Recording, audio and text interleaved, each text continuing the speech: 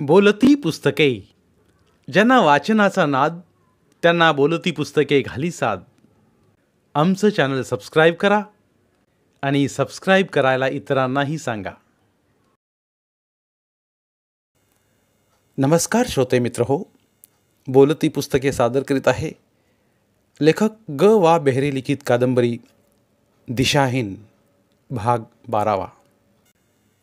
त्या क्षणापासून तिच्या डोळ्यांपुढं आपलं घर, आपला नवरा, आपला अनिरुद्ध सारखे भिरभिरू लागले.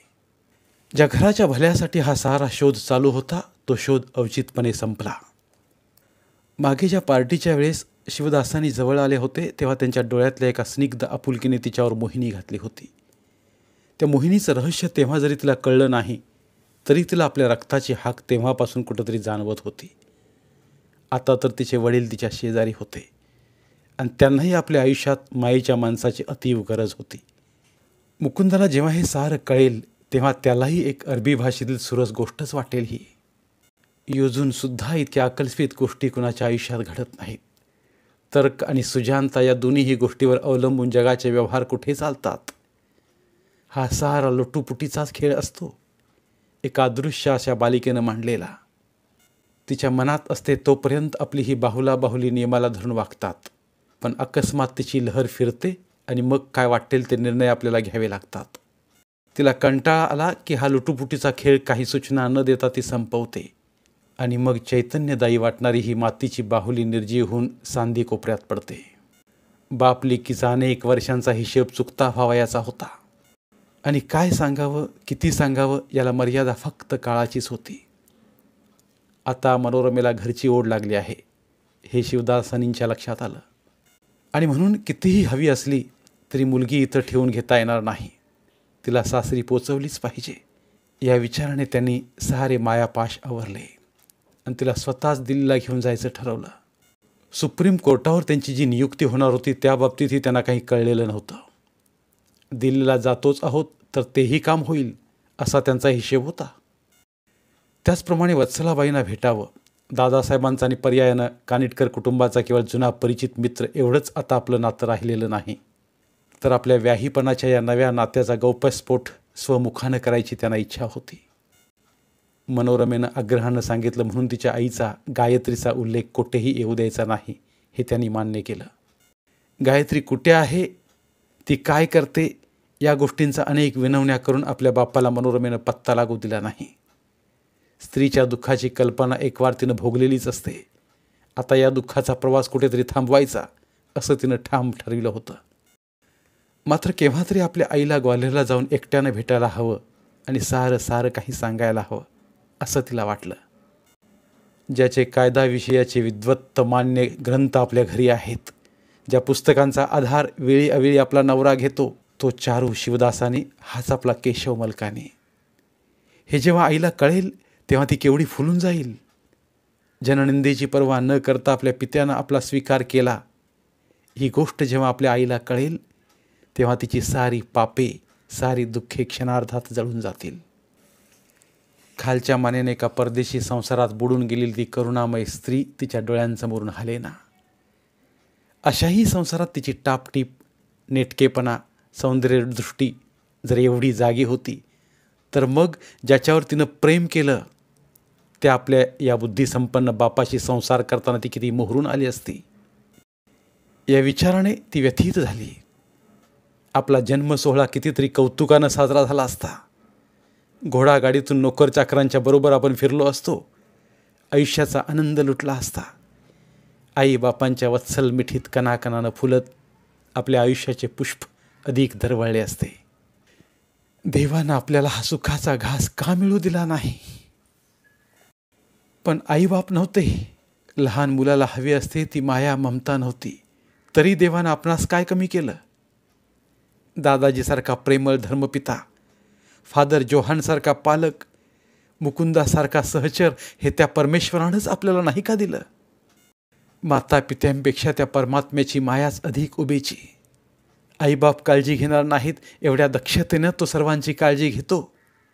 आईबापांच्या शोधासाठी मी वेडी झाले होते तेव्हा तो मला हसला असेल, म्हणाला असेल जे जे तुला हवं होतं त्यापेक्षा मी तुला अधिक दिलंय, अधिकाची अपेक्षा केलीस तर आहे हेही नाहीसे होईल. विमानात शेजारी बसलेली मनोरमा एकदम थरथरली का, हे शिवदासानींच्या लक्षात आलं नाही. तिच्या मनात काहीतरी अशुभ आलं आणि त्या अशुभामुळंच तिचा थरकाप झाला हे त्यांना कसं कळणार. डोळे मिटून झोपेचं सोंग घेणाऱ्या मनोरमेकडे त्यांनी पाहिलं. तिच्या चेहऱ्यावर अशी चिंतामग्नता का दिसावी हे त्यांना कळलं नाही. त्याने हलकेच पातळशी शाल तिच्या अंगावर टाकली. रात्रीच्या गूढ अंधारात अवकाश कापीत निघालेला तो गरुड पक्षी अनेक निद्रित उतारू घेऊन चालला होता आणि आपण एकटेच जागे आहोत यामुळे त्यांना अधिक अस्वस्थ वाटत होतं. एकटेपणा असह्य झाल्यामुळे त्याने आपल्या मुलीच्या हातावर हात ठेवला आणि ते एकदम दचकलेच. त्याने दचकून मनोरमेकडे पाहिलं तेव्हा त्यांना गायत्री शेजारी बसलेली आहे असं वाटलं. 25 वर्षांपूर्वी शेजारी ज्या अनाशप्ता घेतल्या, जे सुखसंवाद केले, त्याची ही परिणती पाहून त्यांना परमेश्वरी वागण्याचा अर्थच कळेनासा झाला. एका अनृताला एवढं रसरशीत फळ कसं यावं याचंच त्यांना आश्चर्य वाटलं. तेवढ्यात विमान खाली उतरू लागण्याची सूचना झाली. उतारूत हालचाल सुरू झाली होती. पट्टे आवळण्याच्या सूचना मिळालेल्या होत्या. हलक्या हाताने शिवदासांनी मुलीला जागा केलं. कारण नसताना दोघेही हसले. आपल्या घराला आपण परत आलो, यशस्वी होऊन आलो हा आनंद तिच्या डोळ्यात दिसत होता. आता सुख आणि समाधान याशिवाय आपल्या आयुष्यात काही नाही असं तिला वाटत होतं. पण तिच्या हे लक्षात नव्हतं की लुटूपुटीच्या खेळातला त्या अदृश्य बालिकेचा रस आटला होता.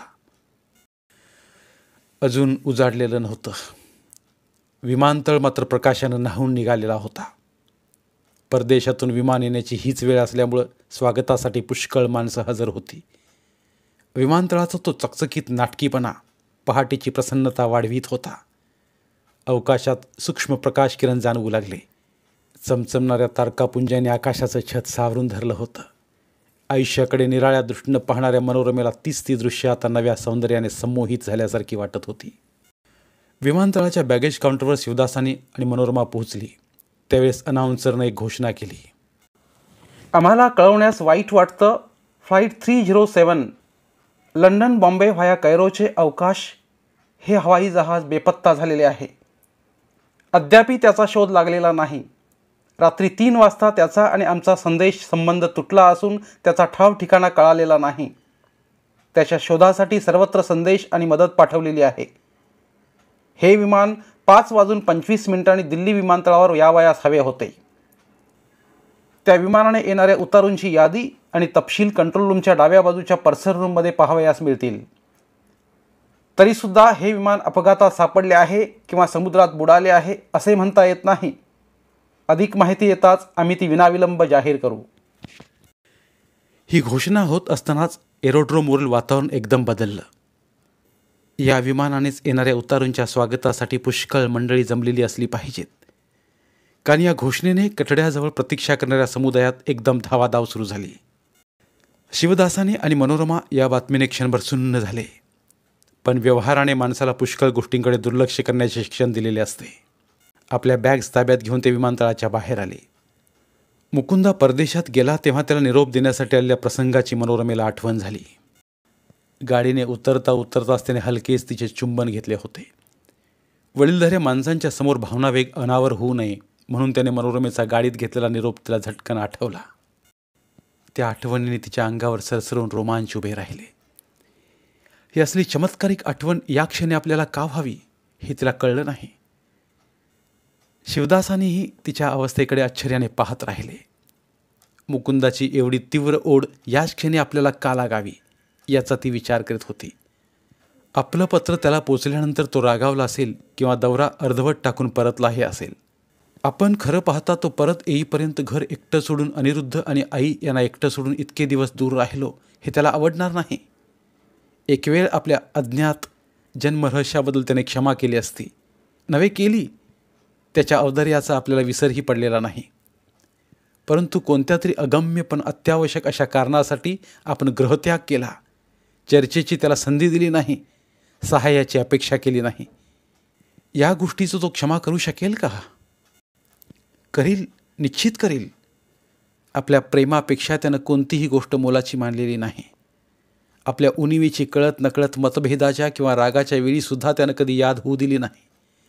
उलट पक्षी आपल्या समजुतीसाठी, समाधानासाठी त्यानं जो जो युक्तिवाद केला त्यासाठी तरी आपल्याला कृतज्ञ राहण्यावाचून अन्य उपाय काय? आईबापांच्या शोधासाठी आपल्या अंतःकरणात का क्षोभ उठला हे आपण त्याला समजावून सांगण्यात यशस्वी होऊ. तिचं अंग थरारलं. आपलं घर, आपला अनिरुद्ध यासाठी ते जसं रोमांचित झालं त्याचप्रमाणे मुकुंदाच्या मनोवेदनेमुळे आणि अपेक्षाभंगामुळे थरारलं. आपण कुणाला न कळवता सवरता ज्या साहसाला बाहेर पडलो त्या साहसाच्या रोमांचकारी अनुभवाला आता तडे गेलेत. टॅक्सी घराच्या दिशेने झपाट्यानं चालली होती. तितक्याच झपाट्यानं अनंत विचार तिच्या डोक्यात भिरभिरत होते. त्या विचारांना नव्हता आकार, नव्हत्या मर्यादा. तिच्या डोक्यात विचारांचं हे असं भ्रमण चालू असताना टॅक्सी थांबली. अजूनही अंधारात झोपलेलं तिचं घरकुल तिनं पाहिलं. आतुरता आणि अस्वस्थता यामुळे ती घुटमळली आणि केवळ सवयीनं खाली उतरून घरात शिरून पायऱ्या चढू लागली.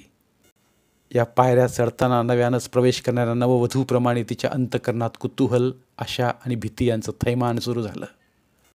तिनं घंटा वाजवली. 2-3 सेकंदात दिवे लागले आणि रामचरणने दार उघडले. मालकिनीला पाहताच तो हसला. आश्चर्याने त्याचे डोळे थोडे विस्फारले आणि मालकिनीच्या आगमनाची सुवार्ता कळवण्यासाठी तो आत धावपळत करीत गेला. खरं म्हणजे त्याच्या प्रश्नोत्तरानंच वत्सलाबाईंना जाग आलेली होती. सुनेचा आवाजही त्याने ओळखला होता. त्याही लगबगीने जिना उतरून खाली आल्या.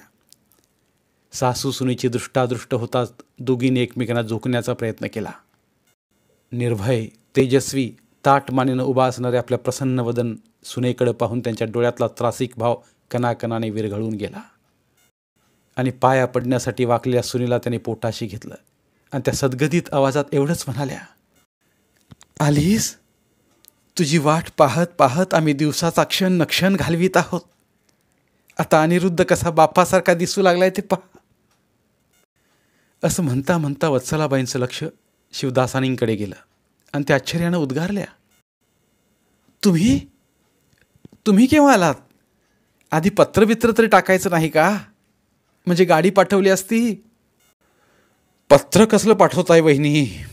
या तुमच्या सुनीला धरून परत आणताना काय त्रास पडलाय म्हणून सांगू? कसला त्रास पडलाय तुम्हाला? अरे हो, सांगायचं राहूनच गेलं. वहिनी, तुमचं आणि आमचं जुनं नातं तुटलं बरं का. ते का?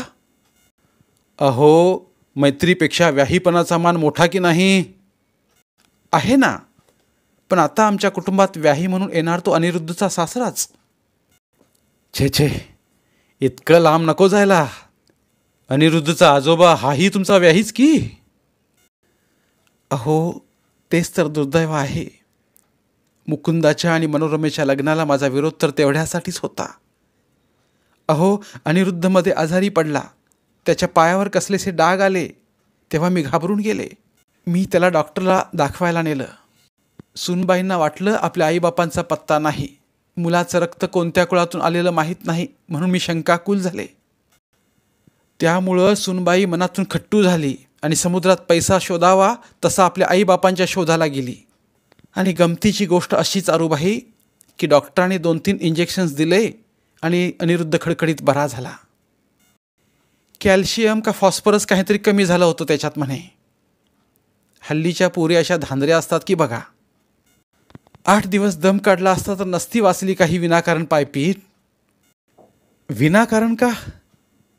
ती ज्या शोधाला निघाली तो शोध तिला लागला. तिला तिचे आईबाप सापडले.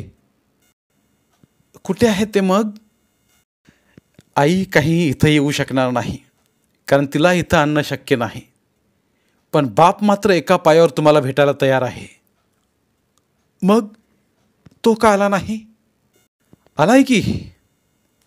इकडे तिकडे बघत वत्सलाबाईंनी आश्चर्यानं विचारलं, कुठं आहे? शिवदासांनी हसले आणि म्हणाले, इथंच आहे की. वत्सलाबाईंच्या आश्चर्याला पारावार राहिला नाही. तेव्हा शिवदासांनी हसले आणि म्हणाले, तुम्हाला थोडा धक्का बसेल वहिनी. कशाबद्दल सांगताय तुम्ही? होय, मनोरमा माझीच मुलगी. तो एक मोठा इतिहास आहे, सांगेन केव्हा तरी. आधी आम्हाला आमचा नातू दाखवा बघू. मनोरमा आतल्या खोलीत केव्हा अंतर्धान पावली हे दोघांना कळलंही नव्हतं. जिना चढून अनिरुद्ध झोपलेल्या खोलीत ती दोघं पोहोचली तेव्हा झोपलेल्या अनिरुद्धावर आपला पदर टाकून मनोरमा डोळे मिटून पडलेली त्यांना दिसली. आपलं कुतूहल दाबून ठेवीत दोघेही मागं परतले. मायलेकांचं विरह दुःख संपेपर्यंत थांबण्या इतका त्यांना धीर होता. शिवाय वत्सलाबाईंना चारूबाईंकडून ते सांगणार असलेली रहस्यमय हकीकतही ऐकायची होती. मनोरमेला जाग आली तेव्हा खोलीत सर्वत्र प्रकाश झाला होता. आपल्या कुशीत आपलं चिमणं बाळ आहे, आपल्या सुरक्षित घरात आपण आहोत या जाणीवेनं जाग येऊनही तिला उठावंसं वाटेना. अनिरुद्धच्या निरोगी पावलांना आपल्या वक्षाने कुरवाळीत त्याच्या मखमाली गालावरून ती आपले गाल फिरवत होती. या तृप्त आनंदाच्या क्षणात तिला मुकुंदाची आठवण झाली आणि मग त्याची आपण काही चौकशी केली नाही या विचारानं प्रक्षुब्ध होऊन ती एकदम उठली आणि पायऱ्या उतरून खाली आली. ती खाली येते या चाहुलीनेच खोलीतलं वातावरण बदललं आणि मनोरमेने आईच्या आणि शिवदासानींच्या डोळ्याला डोळा देताच तिला कळून चुकलं की काहीतरी बिघडलं आहे. अकस्मात प्रहार झाला आहे. एवढ्याशा अवधीत असे घडले तरी काय हेच तिला कळेना. वत्सलाबाई आणि आपले वडील यात काही मतभेद झाले म्हणावे तर तसेही नव्हते. दोघे बोलतच नव्हती, सुन्न झाली होती. नुकत्याच उघडलेल्या पहाटेला मळभ कसे आले? प्रश्नार्थक मुद्रेने तिने आपल्या पित्याकडे पाहिले. त्यांच्या डोळ्यात विलक्षण असहाय्यता होती. अपार करुणेत विलक्षण आघाताने जखम झाली होती. वयोमानाने ते अगोदरच प्रौढ दिसू लागले होते.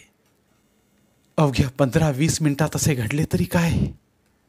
त्या बुद्धिमान डोळ्यातले सारे तेज निघून कसे गेले? ती जवळ आलेली पाहताच शिवदासांनी सोप्यावर सरकले व त्यांनी तिला जागा करून दिली. ती हलकेच पित्याशेजारी बसली. तिला त्यांनी जवळ घेतले, तिच्या पाठीवर हात ठेवला. त्या हाताची थरथर तिला जाणवली. ती म्हणाली, काय झालं? असे अस्वस्थ का दिसता? शिवदासांनी बोलण्याचा यत्न केला. तो सफल झाला नाही.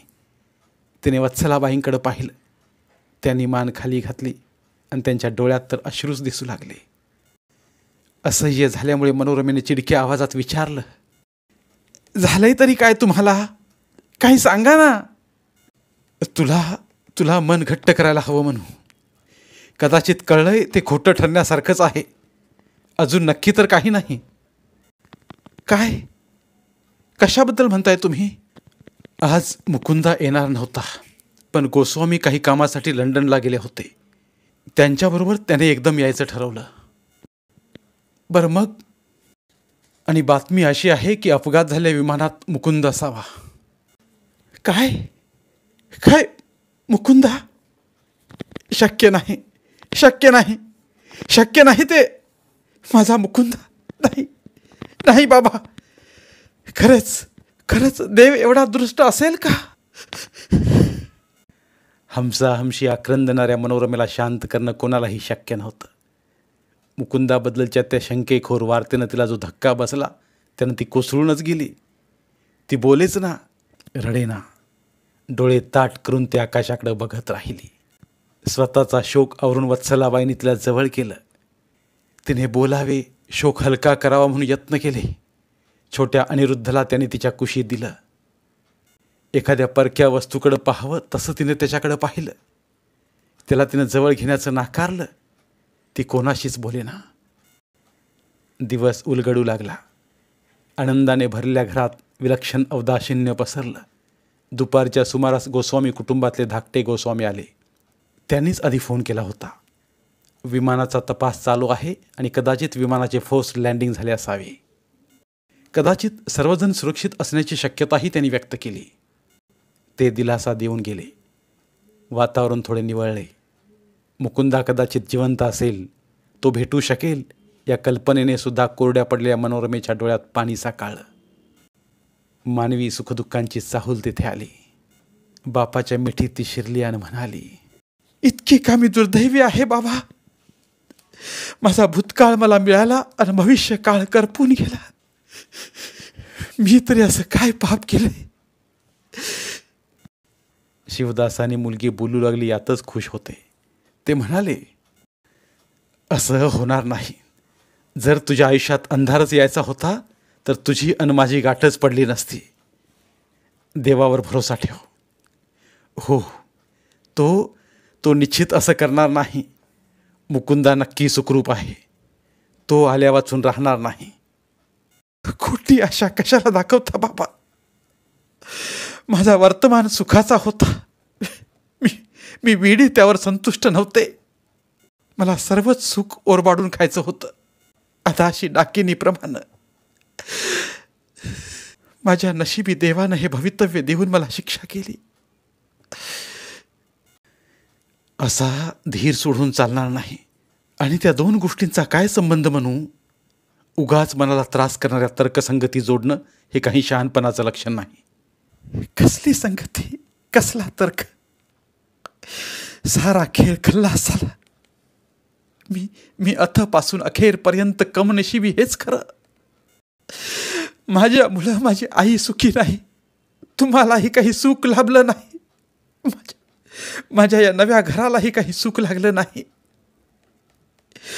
काही माणसं दुःखासाठी जन्म पावतात आणि दुःखच पसरवतात. अशा माणसाने सुखी लोकांची ही दुनिया सोडून जायला हवं.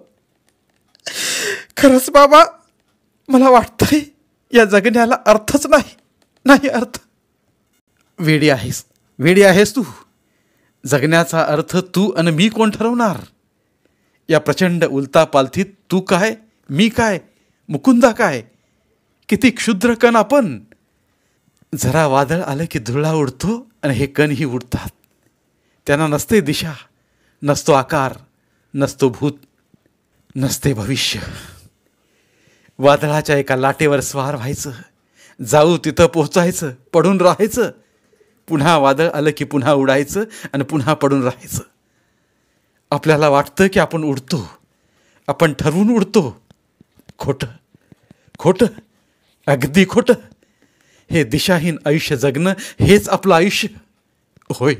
होय म्हणू. नाही, माझ्या आयुष्याला दिशा आहे. ते दिशाहीन नाही. जिथल्या मातीत मुकुंदा मिसळला असेल, जिथल्या पाण्यात त्याचा देह विरघळला असेल, जिथल्या ज्वालेत त्याचा देह होरपळला असेल, तीच माझी दिशा. माझं आयुष्य आता तिकडे जाणार. मला नाही भूतकाळ, नाही भविष्यकाळ. मला नव्हता पिता, नव्हता पुत्र. मी चालले. मी मुकुंदाकडे जाणार. तिच्या वेडसर आक्रोशाला शिवदासानींनी चतुरपणे आवर घातला. मन काय भरकटायचे तसे भरकटते, थांबवावं तर थांबते आणि मग आगसुद्धा थंड होते. शोकाचा वेडा वेग थांबला की मग विवेक सुचतो. त्यातूनही अशांकुर निर्माण होतात. शेवटच्या अशक्यप्राय अशा तंतूवर माणूस लोंबकळत राहतो आणि या लोंबकळण्यातूनच भविष्य उगवते. रात्री अनिरुद्धाच्या मिठीत मुकुंदाला आठवीत मनोरमा पडली होती. तेव्हा कोणीतरी नव्हे, तिचे वडीलच तिला हाका मारित होते. त्यात एक वेडसर उन्माद होता. मुकुंदाच्या मनोभेटीतून जागे होऊन पृथ्वीवरच्या गोष्टी पटवून घ्यायचा तिला बिलकुलच विचार नव्हता. पण त्या स्वरातील उन्माद तिला खडबडून जागे करून गेला. ती उठली आणि खाली आली. फोनजवळ शिवदासानी उभे होते. ते ओरडले, बघ, मी सांगितलं नाही मुकुंदा सुखरूप आहे. बघ. आपला बाप काय सांगतोय हेच मुळी तिला कळेना. जे शक्य नव्हतं ते शक्य कसं मानावं? सत्य आणि असत्य हेच तिला समजेना. त्यातून जागे होऊन ती फोनवर आली. फोनवर तो चिरपरिचित आवाज तिनं ऐकला.